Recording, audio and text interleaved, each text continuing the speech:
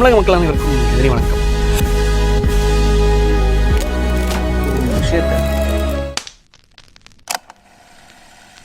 தமிழக மக்கள் அனைவருக்கும் எதிரி வணக்கம்.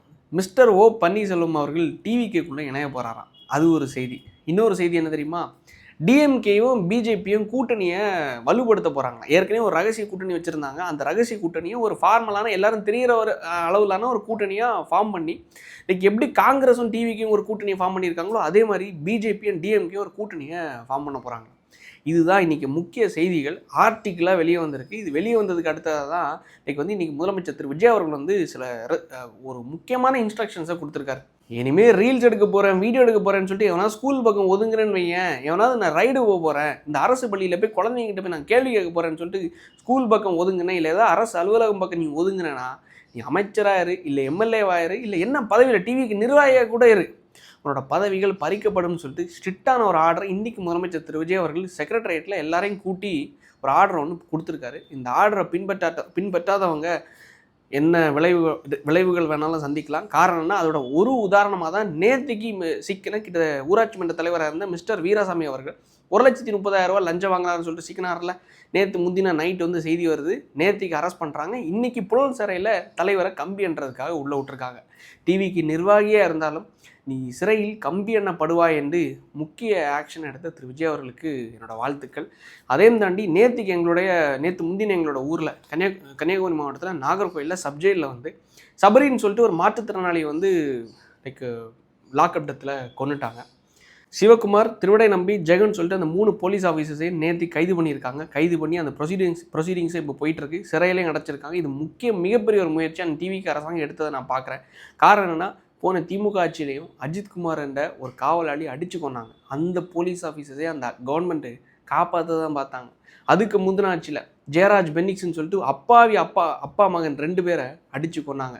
ஆயுதப்படைக்கு மாற்றுறதுக்கு முயற்சி பண்ணாங்க, மாற்றினாங்க. திருப்பி அதுக்கு அடுத்தது என்னென்னா அந்த ஆஃபீஸர்ஸை காப்பாற்ற தான் பார்த்தாங்களே தவிர யாருமே உடனடி நடவடிக்கை எடுக்கலை. காரணம்னா நேரடி கட்டுப்பாட்டில் இருக்கக்கூடிய போலீஸ் ஆஃபீஸர்ஸ்னால நம்ம இவங்களை காப்பாற்றணும், அரசு தரப்பில் கெட்ட பேர் வந்துடும்ங்கிற காரணத்தினால நடவடிக்கை எடுக்கப்படவில்லை உடனடியாக. ஆனால் இந்த ஆட்சியில் உடனடியாக நடவடிக்கை எடுத்தது மிகப்பெரிய ஒரு வரவேற்கத்தக்க விஷயம். இதுக்கு அடுத்ததான் இது கோர்ட்டில் ப்ரொசீடிங்ஸ் அவங்களுக்கு மரண தண்டனை வழங்குறாங்களா, இல்லை ஆயுள் தண்டனை வழங்குறாங்களா, இல்லை என்ன தண்டனை வழங்குறாங்கிறது அரசு தரப்பு வழக்கறிஞர்கள் முறையாக எந்த அளவுக்கு வாதாடி பண்ணுறாங்கங்கிறது பொறுத்து இருந்து தான் பார்க்கணும். உண்மையில் ஒரு நல்ல முயற்சியாக நான் பார்க்குறேன். மக்கள் நீங்கள் எப்படி பார்க்குறீங்க அப்படிங்கிறதும் கமெண்ட்ஸில் சொல்லுங்கள். இதுக்கு அடுத்த முக்கியமான விஷயம் என்னென்னா, பிஜேபி டிஎம்கே கூட்டணி. ஆக்சுவலாக என்னென்னா, இந்த கூட்டணி பேச்சுவார்த்தை லாஸ்ட் ஒரு வாரமாக போயிட்டுருக்கு. இன்றைக்கி 2 பேர் பேசியிருக்காங்க. ஒரு முதல் நபர் யாருன்னா டிவிக்கோட சட்டத்துறை அமைச்சர் மிஸ்டர் நிர்மல்குமார் அவர்கள். என்ன பேசியிருக்காருன்னா, டிஎம்கேயும் பிஜேபியும் கூட்டணி போக போகுது, அதுக்கான பேச்சுவார்த்தைகள் போயிட்டுருக்கு அப்படின்னு சொல்லிட்டு. என்னடா இவர் ஒருவேளை காழ்ப்புணர்ச்சியின் பேரில் பேசுகிறார் போல், திமுக ஏதோ ஒரு பேசணுங்கிறதுக்காக காழ்ப்புணர்ச்சியில் பேசுகிறாருன்னு நான் நினச்சேன். சரி, ஏதோ பிஜேபியும் டிஎம்கே எப்படி கூட்டணி போவாங்க, ஆரியர்களுடைய அனைத்து சித்தாந்தத்தையும் எதிர்க்கக்கூடிய கட்சி எதுனா டிஎம்கே, அப்படின்னு சொல்லிட்டு வேஷம் போட்டு இருக்கக்கூடிய கட்சி எதுனா டிஎம்கே. அப்போ இந்த வேஷம் கலையக்கூடாதுன்னு சொல்லிட்டு தான் பார்ப்பாங்க. அப்போ இந்த வேஷம் கலையக்கூடாதுன்னா எதுக்கு இவங்க கூட்டணி போக போகிறாங்க அப்படின்னு சொல்லிட்டு நான் யோசித்தேன். அதே மாதிரி தான் இன்றைக்கி மிஸ்டர் திருமாவளவன் அவர்களே இன்றைக்கி பேசியிருந்தார். என்ன பேசியிருக்காருன்னா, திமுகவும் பிஜேபியும் கூட்டணியில் சேர்றதுக்கான அனைத்து வாய்ப்புகளும் எதிர்காலத்தில் உள்ளன என்று அவரும் இன்றைக்கி பேசியிருக்கார். ஒருவேளை உள்ளே இருந்துட்டு வெளியே வந்தனால, அதாவது திமுக கூட்டணியிலேருந்து வெளியே வந்தனால ஏதோ காழ்ப்புணர்ச்சியில் பேசுகிறாருன்னு நான் நினச்சேன். ஆனால் எல்லாரும் வெளியிருந்து பேசினாலும் உள்ளுக்குள்ளே இருந்து ஒரு பேச்சுவார்த்தை வரும்போது உண்மையில நம்பி தானே ஆகணும். இப்போது சமீபத்தில் ஒருத்தர் பேசிகிட்டு இருக்காருல, நம்ம அண்ணாச்சி அனிதா ராதாகிருஷ்ணன் அண்ணாச்சி அவர் என்ன பேசியிருக்காருன்னா, வெறும் 3 நாட்களுக்கு முன்னாடி யாரும் அதை பெருசாக கண்டுகல்ல, ஏதோ பேசிகிட்டு இருக்காரியா, நம்ம அதை கண்டுக்க வேணாம் அப்படின்னு சொல்லிட்டு. நம்ம தலைவர் என்ன பேசி வச்சிருக்காரு தெரியுமா? வரக்கூடிய தேர்தலில் நாடாளுமன்றத்தில் திருச்சி சிவா போன்றவர்கள் அமைச்சர்களாக உட்காருவார்கள். இங்கே என்னடா நீங்கள் அமைச்சர்கள், நாங்கள்லாம் மத்தியில் அமைச்சர்களை பங்கு பெறுவோம் அப்படின்னு சொல்லிட்டு. அதை தாண்டி 6 மாதத்தில் நாங்கள் இந்த ஆட்சி கவிழ்ந்துரும், முதலமைச்சராக திரு ஸ்டாலின் அவர்கள் உட்காருவார், துணை முதலமைச்சராக திரு உதயநிதி அவர்கள் உட்காருவார்னு சொல்லிட்டு அந்த உருட்டுகள்லாம் உருட்டிகிட்டு இருந்தாங்க. அது வேலைக்கு ஆகலை.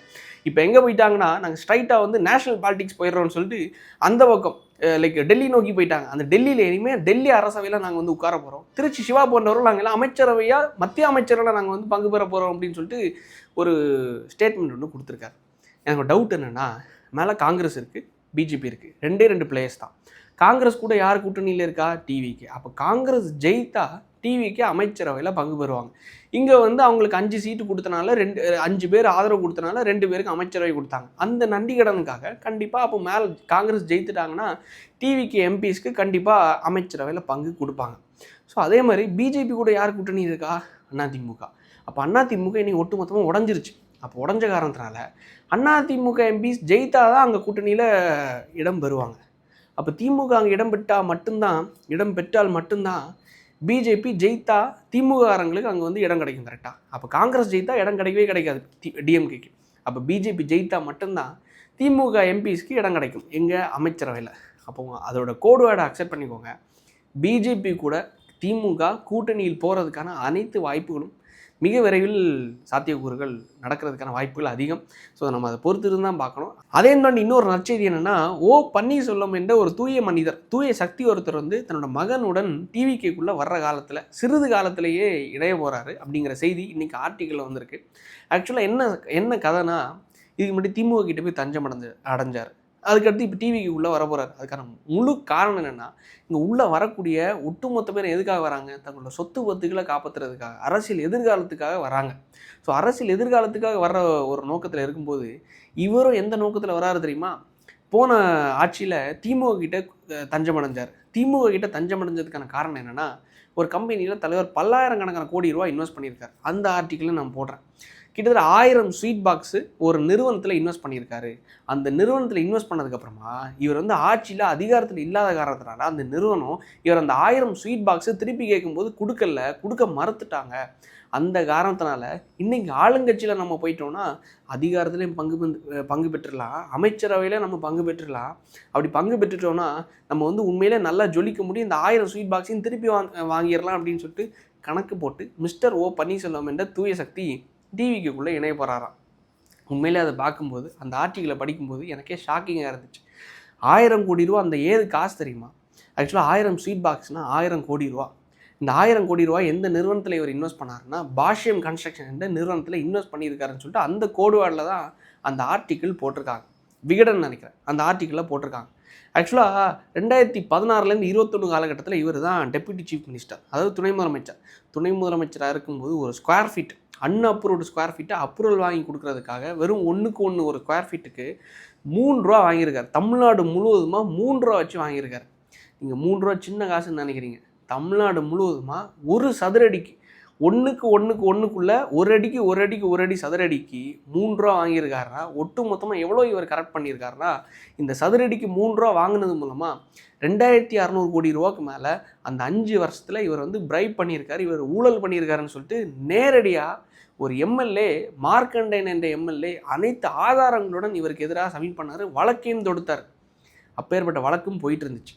அப்பேற்பட்ட ஒரு தூய மனிதர். ஒரே ஒரு ஊழலை தான் நான் சொல்லியிருக்கேன். இது மாதிரி பல ஊழல்கள் இருக்குது. லட்சக்கணக்கான கோடிகளை சம்பாதிச்சு வெளிநாடுகள்லாம் பதுக்கி பல வங்கிகளில் பதுக்கி தலைவர் வந்து ஜொலிச்சிட்டு இருக்கார். ஆனால் இந்த 1000 ஸ்வீட் பாக்ஸை விட்டுறதுக்கு மனசே இல்லை. இது திருப்பி வாங்கியே ஆகணும்.